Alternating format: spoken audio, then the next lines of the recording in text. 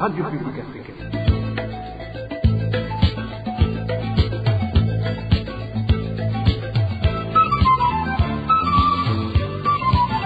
Radio Publique Africaine.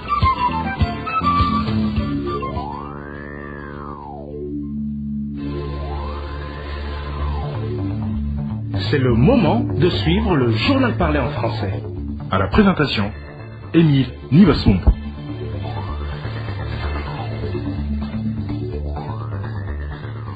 Bienvenue dans ce journal du 8 février 2022 dont voici les principaux titres. L'annonce de la position de l'Union européenne sur les sanctions à l'égard du Burundi attendue d'ici quelques jours, les sanctions qui devraient disparaître avec l'approbation de l'accord post-Cotonou au cours du sommet entre les 27 et l'Afrique en Belgique. La documentation accusée de tuer et d'enterrer immédiatement une personne non identifiée à Cibitoke. Et il y a fermeture des robinets publics depuis hier à Marandia. La population utilise actuellement l'eau des rivières. Voilà pour le sommaire. Le développement, c'est tout de suite. Page sécurité pour commencer. Une personne non encore identifiée est morte dans la nuit de dimanche des suites de tortures lui infligées par les agents du service national de renseignement de la province Cibitoke. L'enterrement a eu lieu à la va-vite la même nuit dans le but d'effacer toute trace. Onésime Dushimagize nous en dit plus. Certains habitants du chef-lieu de la province de Cibitoke affirment avoir vu deux lampes et torches dans le cimetière de la localité de Kumuviru la nuit de ce dimanche vers 20h. Ce cimetière se situe à moins de 50 mètres de l'hôpital de Cibitoke, à quelques mètres des maisons d'habitation et d'une position militaire qui assure la garde dans la centrale électrique de la régie des eaux. Ces habitants indiquent que ce qu'ils ont vu s'agissait d'un enterrement nocturne. Selon des sources policières, la victime était un jeune homme originaire de la commune de Mugui, qui avait été arrêté mercredi passé. Durant son incarcération au cachot du bureau de service national de renseignement à Cibitoke, le jeune homme était privé de nourriture. Sa seule ration qu'il recevait était des bastonnades et toutes sortes de tortures. Il a succombé dans la mi-journée de ce dimanche. Le choix de l'enterrement nocturne, selon nos sources, était une stratégie de cacher la vérité. La rédaction de la RPA a pu joindre Ahmed Nabir Sindaigaya, patron de la police présidentielle à Cibitoke, et ce dernier s'est réservé à tout commentaire. La victime aurait été accusée de soutenir le mouvement Red Tawar. En mi-septembre 2021, les enquêtes de Human Rights Watch qui portaient sur la province de Cibitoke avaient conclu que les forces de sécurité et le service national de renseignement burundais tuent, fait disparaître et torturent les opposants politiques réels ou supposés et des personnes soupçonnées d'avoir des liens avec les rebelles burundais en République démocratique du Congo. La rivière Lusizi a été transformée en cimetière, du moins selon la population de la province de Cibitoke. Un sommet Union africaine-Afrique est prévu les 17 et 18 février prochains à Bruxelles, en Belgique. Au cours de ce sommet, il sera aussi question d'analyser et d'approuver le nouvel accord qui remplacera l'accord de Cotonou qui régit les relations entre l'Union européenne et l'Organisation des pays d'Afrique, des Caraïbes et du Pacifique depuis plus de 21 ans. Des informations en possession de la RPA indiquent que les sanctions européennes contre le Burundi devraient disparaître avec ce nouvel accord. Sur le sujet, l'Union européenne envisagerait par ailleurs de publier sa position d'ici 2 jours concernant les sanctions contre le Burundi qui en réalité devraient être levées. Et Human Rights Watch regrette la complaisance des États-Unis et de l'Union européenne vis-à-vis du régime d'Évariste Ndayishimiye sur le sujet des violations des droits de l'homme. Cette organisation internationale interpelle les Américains et les Européens à maintenir une pression sur Gitega.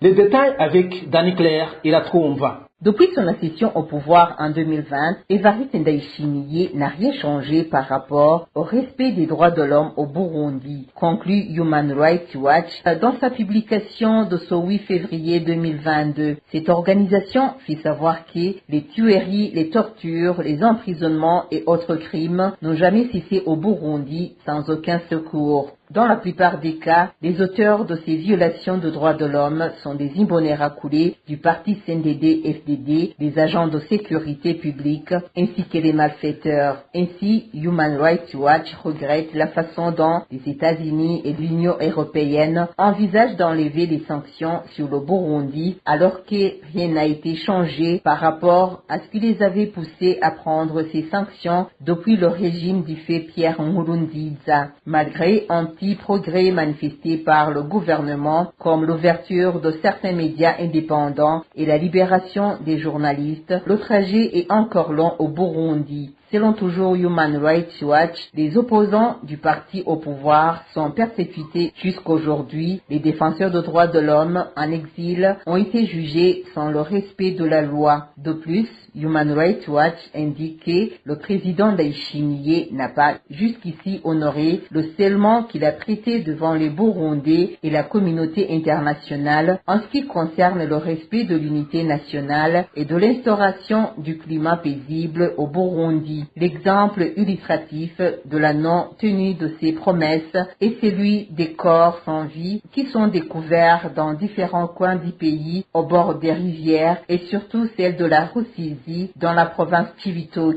Depuis le règne de Ndayishimiye, certains des défenseurs de droits de l'homme se trouvant au Burundi font savoir que plus de 100 personnes ont été tuées. Ces défenseurs de droits de l'homme demandent aux autres défenseurs de droits de l'homme de continuer à plaider pour les Burundais afin de voir s'il peut y avoir un changement par rapport à ces crimes. Note la publication de Human Rights Watch. Même si les États-Unis d'Amérique et l'Union européenne ne disent rien par rapport à cette situation au Burundi, cela ne signifie pas qu'ils ne sont pas au courant de la violation des droits de l'homme au Burundi. Seulement, ils ont choisi de l'ignorer en croyant que le gouvernement de Gitega va redresser la situation des droits de l'homme, déplore Human Rights Watch. Ce n'est pas du tout le cas car les violations des droits de l'homme au Burundi ne font que continuer davantage. Ainsi, Human Rights Watch demande aux États-Unis d'Amérique et à l'Union européenne à maintenir plutôt sa pression sur le pouvoir de Gitega en fait que les droits de l'homme et les crimes soient arrêtés au Burundi. Dans un instant, nous parlons du dossier de hausse des prix du ticket de transport. RPA. 3 directeurs généraux, à savoir Albert Maniratunga, directeur général de transport, Venant Ngendakumana, directeur général du commerce, et Emmanuel Manirakiza, directeur de la gestion des produits pétroliers et gaziers, sont détenus dans les cachots des services de renseignement depuis ce lundi. Ces arrestations interviennent après le bras de fer entre ces 3 directeurs généraux et la ministre du Commerce, des Transports et du Tourisme. Ces directeurs généraux ont refusé de modifier quoi que ce soit sur leur décision de hausse des prix de transport que la ministre a annulée. Je vous le disais dans les titres, depuis ce lundi, les robinets publics ont été fermés sur la 13e transversale en zone Maranvia, commune Mutimbuzi. Nous sommes dans la province Bujumbura. Les habitants de cette localité demandent des explications. Actuellement, ces citoyens indiquent qu'ils utilisent l'eau sale des rivières et craignent d'attraper des maladies. Le point avec Emmanuel Niungeko. Les citoyens de la 13e transversale en zone Maranvia, commune Mutimbuzi, en province Bujumbura, ont vu venir des gens ce lundi qui ont procédé à la fermeture des robinets publics qu'ils utilisaient pour s'approvisionner en eau potable. Cette activité s'est poursuivie même aujourd'hui. Ces habitants se demandent pourquoi ces robinets ont été fermés sans une moindre explication. Un des citoyens de la zone Maranvia témoigne.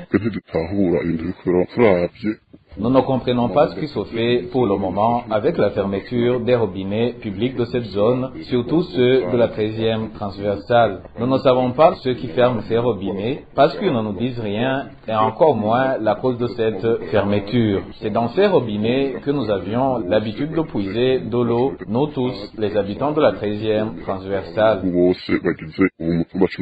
Pour le moment, ces gens se contentent des eaux souillées des rivières qui, selon eux, pourraient être à l'origine des maladies des mains sales. Ils demandent donc d'être informés sur cette fermeture des robinets. À l'heure où je vous parle, les habitants de la sous-colline Uhomba utilisent l'eau de la rivière Manda, tandis que ceux des localités de Dorsal et Rizière se contentent de celle de la rivière Kibogero. Cette dernière est remplie de saletés de toutes sortes. De plus, les élèves de l'école Marangia 3 ne trouvent pas de l'eau à boire et vont la chercher dans les ménages proches. Nous sommes inquiets parce que le manque d'hygiène consécutive au manque d'eau pourrait être à l'origine de nombreuses maladies. Nous demandons de plaider pour nous afin que la régie des eaux donne de la lumière si jamais c'est elle qui a fermé ces robinets. Certaines informations en provenance de la zone Marangia indiquent que la gestion de ces robinets publics aurait déjà été octroyée à des particuliers. La rédaction de la RPA n'a pas pu joindre ingénieur Jean-Albert Manigomba, directeur général de la régie des eaux, pour donner de plus amples éclaircissements. Rendons-nous à présent à Ruyigi où les membres du parti CNL en commune Gisuru s'insurgent contre les cotisations en cascade qui leur sont imposées par le parti au pouvoir au moment où le parti CNDD-FDD dans cette commune envisage de se procurer un camion qui transporterait les marchandises. Ils exigeraient aux membres du CNL de contribuer pour cette finalité. Elvis Niamongere a plus de détails. Les habitants de la commune Gisuru en province Ruyigi, non affiliés au parti présidentiel CNDD-FDD, singulièrement les membres du parti CNL, parlent de leur mécontentement face aux contributions forcées destinées au CNDD-FDD. Nos sources proches de la commune Gisuru indiquent le déclenchement de cette campagne forcée lors d'une réunion du parti CNDD-FDD. Au cours de cette rencontre, le parti présidentiel mobilisait ses membres pour le projet d'achat d'un véhicule. Un habitat témoigne. Ce qui nous afflige en tant que membres du parti CNL dans l'opposition sur les collines, les chefs de série du CNDD-FDD se mobilisent pour percevoir des contributions forcées, comme si tous les habitants de Gisuru étaient affiliés à un seul parti, une pratique qui nous fait mal. Cet habitat donne l'exemple de la colline Kabingo où les membres du CNL ont participé aux contributions forcées, une pratique contraire à la loi régissant les partis politiques. Ici est là l'exemple de la colline Kabingo où la contribution a été demandée par force, ce qui est contraire à la loi régissant les partis politiques. Nous ne voulons pas, en tant que membres de l'opposition, être forcés de contribuer par d'autres membres d'un parti rival.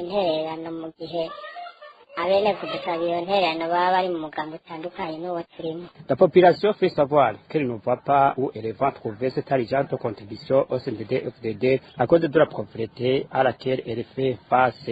À cet effet, un fonctionnaire est obligé de payer 20 000 francs burundais, tandis qu'un citoyen ordinaire contribue à hauteur de 1 000 francs burundais, toujours par force. Page éducation à présent, on s'acheminerait vers la fin du problème de banc pupitre en province Ngozi. C'est en tout cas un pari que se fixe le gouverneur de cette province. Cet administratif se donne jusqu'au mois de décembre cette année pour résoudre définitivement ce problème qui hante les écoles. Il appelle également la population à contribuer pour la réussite de cet engagement. Les détails avec Eric Nyonzima. Fixons-nous l'objectif tel qu'avant le mois de décembre, aucun élève ne s'assoit plus jamais sur une pierre pour suivre les cours. Tel est l'engagement tenu par le gouverneur de la province Ngozi lors d'une descente effectuée ce lundi en commune Mwomba. Le gouverneur Epipo de Baranyikwa juge cet objectif réalisable étant donné que la province Ngozi, sous sa responsabilité, regorge de beaucoup d'arbres à Dirte. Selon lui, ces arbres pourraient fournir assez de planches pour la confection de pain pupitre nécessaires pour toutes les écoles de sa province. D'où le gouverneur Epipo de Baranyikwa lance un appel à la population de toutes les communes de s'investir afin d'atteindre cet objectif pour le bien des élèves. De son côté, la population locale a accueilli avec enthousiasme ce dessein, mais estime que la pauvreté à laquelle elle fait face ne lui facilitera pas la tâche. D'emblée, le gouverneur a tenu un très bon discours que personne ne pourrait ne pas tenir. Mais le problème est que nous sommes menacés par une extrême pauvreté. La vie est devenue de plus en plus chère, alors que les salaires des fonctionnaires de l'État ne se sont pas améliorés. Différentes autorités du pays ne cessent de tenir des discours en rapport avec la résolution de ce problème de manque de bancs pupitres devenu actuellement un casse-tête au sein des écoles fondamentales, mais en vrai. Dans la plupart de ces écoles, les élèves partagent un banc pupitre à 4 ou encore plus. Ils s'assoient sur des pierres, des bouts de bois, des briques ou à même le sol. Pour clore cette édition, parlons de ces demandeurs de services Lumicash et EcoCash qui se plaignent que l'arrêt des activités de certains agents de ces deux compagnies ne les arrange pas. Ils plaident pour l'implication du gouvernement afin qu'une issue favorable soit trouvée. Éloge divin Remesha. Après que certains agents qui effectuaient les services Lumicash et EcoCash aient stoppé leurs activités, certains citoyens qui se sont confiés à la RPA ont révélé que c'est devenu difficile de faire des échanges d'argent entre eux. Ce citoyen dit avoir été malheureux de ne plus trouver ces services à n'importe quelle localité. Ce service de transfert d'argent nous était très bénéfique. Il n'était plus question de se déplacer et arrêter son travail pour se rendre à un rendez-vous avec une personne qui te doit ou à qui tu dois de l'argent. À n'importe quel endroit, il était facile de recevoir et envoyer de l'argent. Il était même facile d'envoyer de l'argent à l'intérieur du pays. C'est vraiment le développement que le pays avait atteint. Pour la population, le gouvernement devrait tout faire pour trouver une solution à cette problématique. Moi, en tant que simple citoyen, je trouvais que seul le gouvernement peut trouver une solution. Il y a très peu d'argent qui font ces transactions et les problèmes sont légion. Leurs téléphones se déchargent et ils s'y observent de longues files d'attente. Vraiment, c'est du désordre tout court. Au moment où la Banque de la République du Burundi avait exigé au mois de janvier les compagnies Lumitel et EcoCash de revenir sur les anciens tarifs, un facteur à l'origine du conflit, mais une injonction qui n'a pas été respectée, la RPA n'a pas encore réussi à joindre les responsables de cette banque afin qu'ils s'expriment à ce sujet. Voilà, c'est par ici que nous mettons un point final au journal du 8 février 2022. Merci à vous tous qui nous avez suivis. Au micro, c'était Émile Niwasumba. Au revoir.